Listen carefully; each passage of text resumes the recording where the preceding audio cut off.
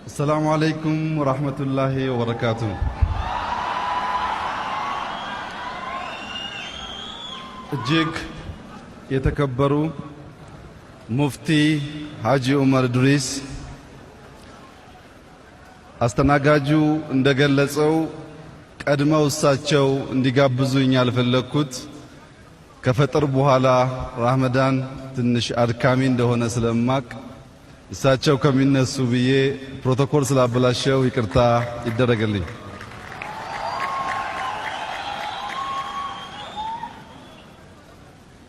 ዑለማዎች፣ ታዋቂ የእስልምና ሃይማኖት ሊቆች፣ ብዙ ሰው እዚህ አዳራሽ ውስጥ እንዳለ ያየው ቢሆንም በእንደዚህ አይነት አንድነት በመገኘት አብሮነትን በመግለጥ የሚታወቁት መጋቢ አዲስ በመካከላችን ስላሉ እሳቸውን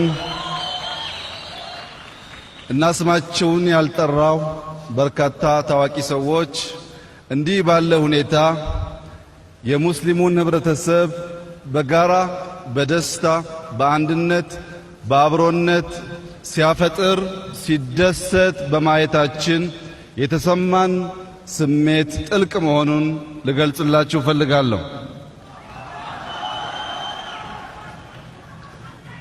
ሙስሊሞች በጣም ደስ የሚል ነገር ሲያዩ ማሻአላህ ይላሉ።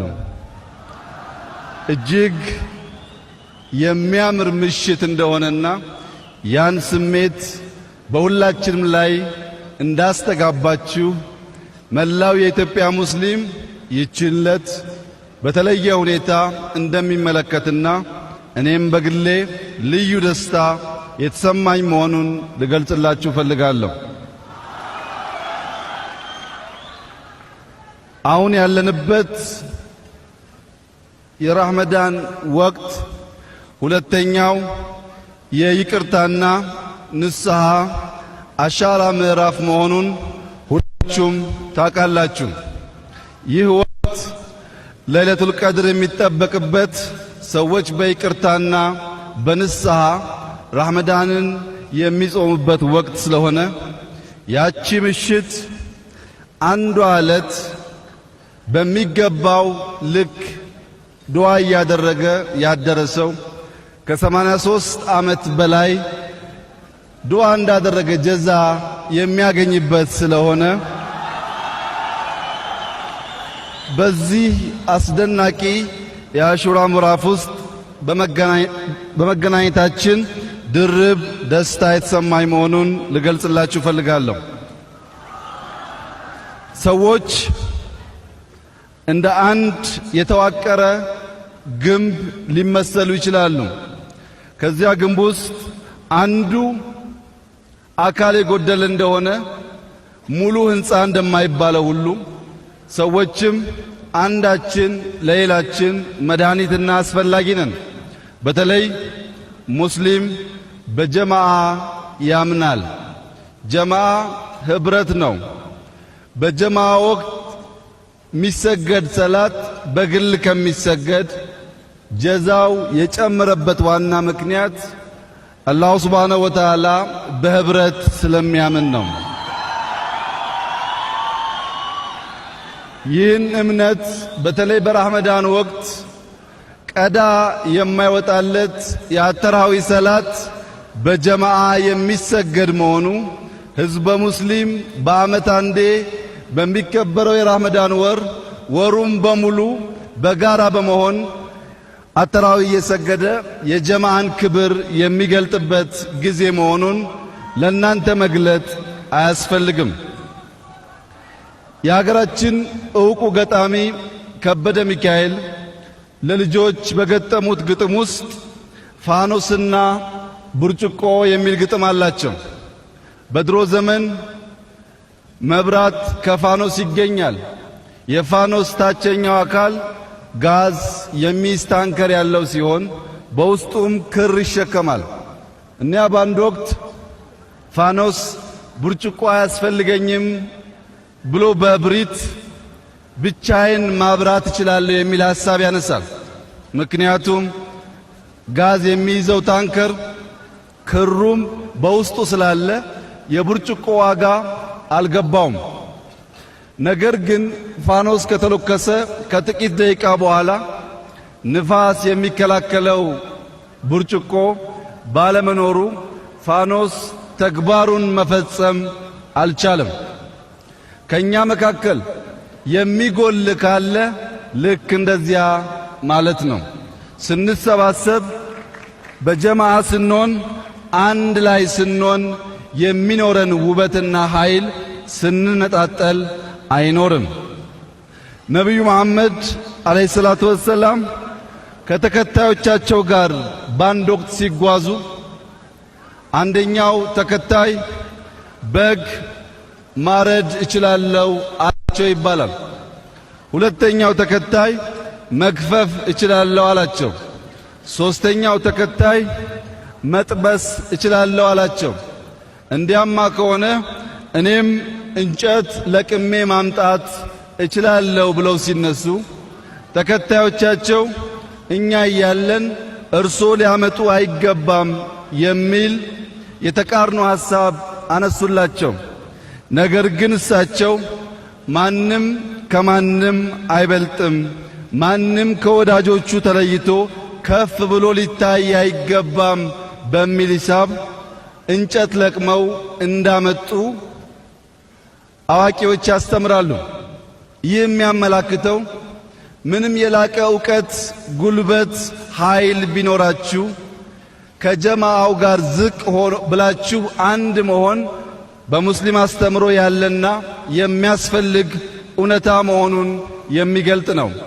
በዚሁ አግባብ በረመዳን ወር ረመዳን ሲጾም ለአንዳንዶች ቆሎ ለሌሎች ደግሞ አሻሮ ሊሆን ይችላል።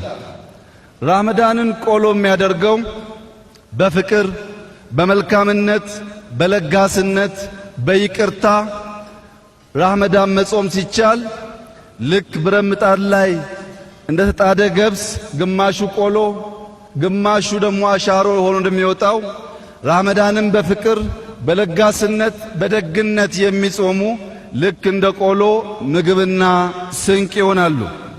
ነገር ግን አዳብ ተብሎ በሚታወቀው በግዴታም በተወዳጅም በተቀመጠው ነገር በረመዳን ወቅት የሚያደርጉ ሰዎች ካሉ ጾሙ እንዳሻሮ ይቆጠራል። ይህም ውሸት፣ ሐሜት፣ ነሚማ ወይም ማሳበቅን ያካተተ ነው። ሕዝበ ሙስሊም ከውሸት ከሐሜት እና ከማሳበቅ የራቀ እንደሆነ አንድነቱን ሊገዳደር ሊያቆም የሚችል ኃይል የለም።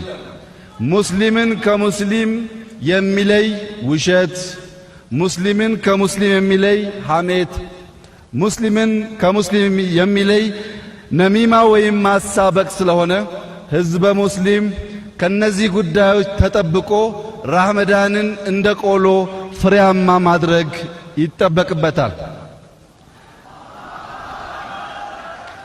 በእስልምና አስተምሮ ከቅናት መጠበቅ በተደጋጋሚ የተገለጠ ሲሆን ቅናት ልክ እሳት ደረቅ እንጨትና ሳር እንደሚያቃጥል ቅናትም እንዲሁ መልካም ነገር የመብላት ኃይል አለው።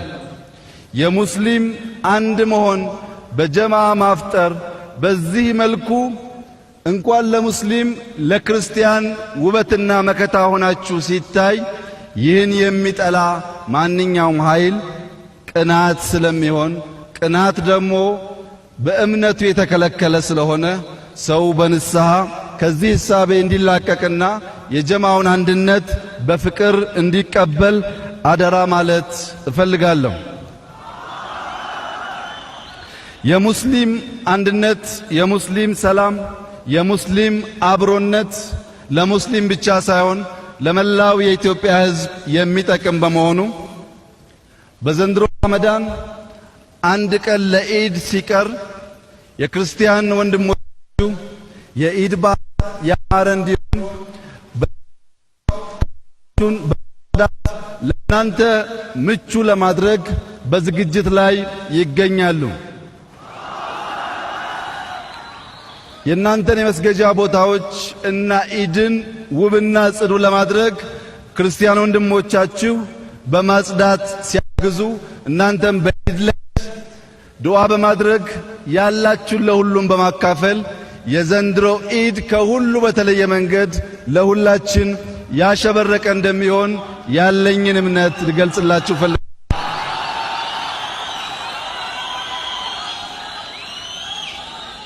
ይህ የምናየው ውበት ከአዲስ አበባ እስከ ታች ቀበሌ ድረስ እንዲደርስ በይቅርታና በአቃፊነት መንፈስ ይህ ጉዳይ ያልገባችሁ ምናልባት ያልተመቻችሁ ያልተቀበላችሁ ሙስሊሞች ካላችሁ በቅንነት በውይይት ከሁሉ በላይ የሙስሊም አንድነት እንደሚልቅ አስባችሁ በመላ ኢትዮጵያ አንድ ጠንካራ ሙስሊም እንዲፈጠር ሚናችሁን በቅንነት እንድትወጡ ከአደራ ጭምር ልጠይቃችሁ ፈልጋለሁ።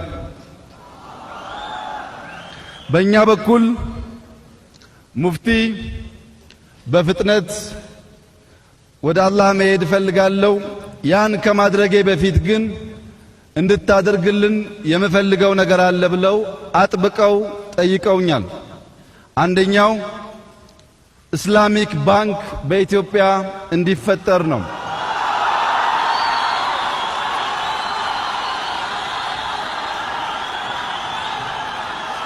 ሙፍቲ ሙስሊሙን አንድ በማድረግ ከነበራቸው ሚና ተጨማሪ ወደማይቀረው ከመሄዳቸው በፊት የሙስሊም ባንክ በኢትዮጵያ እንዲያዩ በሚቻለው ሁሉ አድርገን በፍጥነት የምናሳካ መሆኑን ቃል ልገባችሁ ፈልጋለሁ።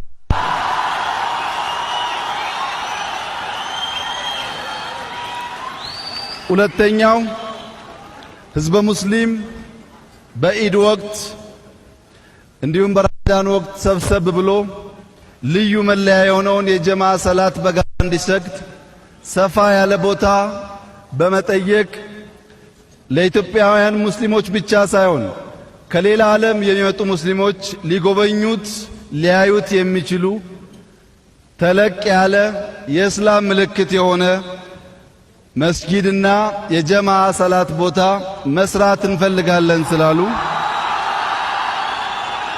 ይህንንም ለማሳካት በጽኑ የምንሰራ መሆኑን በዚሁ አጋጣሚ ላረጋግጥላችሁ እፈልጋለሁ። ነገር ግን ይህ ቦታ ሲሰራ የኔ ፕሮፖዛል የኔ መሻት ህዝበ ሙስሊም ብቻ ሳይሆን ህዝበ ክርስቲያንም እንደከዚህ ቀደሙ አዋጥቶ ለሁላችን ኩራት የሆነ ነጃሽን የምናስታውስበት ተለቅ ያለ ነገር ሌላ ቦታ የማያስመኝ እንደ ሀገር እንድንገነባ በዚሁ አጋጣሚ ጥሪዬን አቀርባለሁ። እንደ ሀገር አንድነት ህብረት አስፈላጊ መሆኑ እሙን ቢሆንም ጠንካራ የክርስትና እምነት ጠንካራ የሙስሊም እምነት ተቋማዊ የሆነና በህግ የተደገፈ ኢትዮጵያ ያላት እንደሆነ ሁሉም ብሔሮች ብሔረሰቦች ሁሉም እምነቶች ካለምንም ችግር ይህንን ዘመን መሻገር የሚያስችል ጉልበት ስለሚሆናቸው መንግስት በጠየቃችሁት ሁሉና አቅም በፈቀደ ሁሉ ከጎናችሁ ሆኖ ለአንድነታችሁ የሚሰራ መሆኑን በድጋሚ ላረጋግጥላችሁ ፈልጋለሁ። በመጨረሻም ህዝበ ሙስሊም ተፈጥሮን የሚወድ ተፈጥሮን የሚያደንቅ መሆኑ ይታወቃል። ኢትዮጵያ ሀገራችን ከጥቂት ዓመታት በፊት 30% ገደማ የደን ሽፋን እንዳላት የምትታወቅ ቢሆንም አሁን ግን በአገር ደረጃ ከ4% የደን ሽፋን ያላት በረሃማ አካባቢዎች እየበዙ በደረቅ በዝናብ እጥረት ከፍተኛ ችግር እያጋጠመን ስለሆነ ለትውልድ የሚተርፍ የችግኝ ተከላ ዘመቻ ከአንድ ወር በኋላ ክረምቱን የምንጀምር ሲሆን በኢትዮጵያ ለመጀመሪያ ጊዜ 4 ቢሊዮን ችግኝ ለመትከል መንግስት ሙሉ ዝግጅት ያደረገ ሲሆን ህዝበ ሙስሊም በጀማዓ ከተለያዩ የሰላት ወቅት በኋላ ቢያንስ አንድ ሰው ከ40 ችግኝ በላይ በመትከል እቺን አገር ከበረሃነት ወደ ለምነት ከችግር ወደ ልማት ከመበታተን ወደ አንድነት የሚያመጣ ለሁላችን የሚጠቅም ለልጆቻችን የሚተርፍ ፕሮጀክት ስለሆነ መላው የሙስሊም ህብረተሰብ ከመንግስት ጎን በመሆን የችግኝ ተከላውን እንዲያግዝ በታላቅ ትህትና በዚህ በረመዳን ወቅት እጠይቃለሁ። መልካም ረመዳን፣ መልካም አንድነት፣ በሁሉ ነገር አላህ ይርዳችሁ። አመሰግናለሁ። አላሁ አክበር፣ አላሁ አክበር፣ አላሁ አክበር።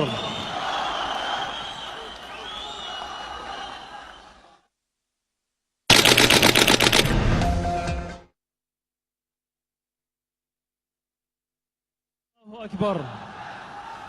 ክቡር ጠቅላይ ሚኒስትር